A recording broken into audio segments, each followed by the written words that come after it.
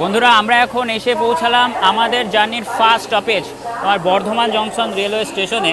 আর যা দেখছি বর্ধমান স্টেশন থেকে কিন্তু আমাদের এই হলদিবাড়ি ইন্টারসিটি এক্সপ্রেসে ভালো লোক উঠছে, দেখতে পাচ্ছ সবার হাতে বড় বড় সুটকেস। তার কারণ বেশিরভাগ লোকই কিন্তু তোমার বলতে পারো এনজিপিতে নামবে। আর বর্ধমান সম্পর্কে যদি বলি, বর্ধমানের স্টেশন কোড হচ্ছে BWN, টোটাল তোমার 8খানা প্ল্যাটফর্ম আছে। আর বর্ধমান যেহেতু জংশন, তো এখান থেকে লাইন আলাদা হবে। তোমার একটা লাইন চলে যাবে কাটোয়ার দিকে, আর এদিকে দুটো লাইন আলাদা হবে। একটা লাইন চলে যাবে হাওড়া বর্ধমান মেন লাইন, হাওড়া বর্ধমান পট লাইন। আর বর্ধমান স্টেশন থেকে একটু আগে গিয়ে খানা জংশন বলে একটা রেলওয়ে স্টেশন আছে, সেখান থেকে আবার দুটো লাইন আলাদা হবে।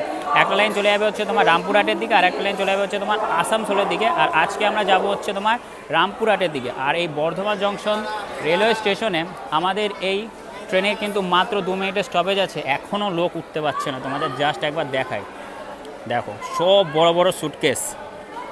আর আমাদের টোটাল ব্যাগ হয়েছে হচ্ছে তোমার 3খানা, 2টো ট্রলি, একটা পিট ব্যাগ।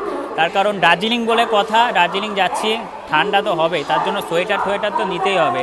এই শীতকালে এই একটা অবস্থা হয় কি বলো তো, মানে অনেক ব্যাগপত্র হয়ে যায়।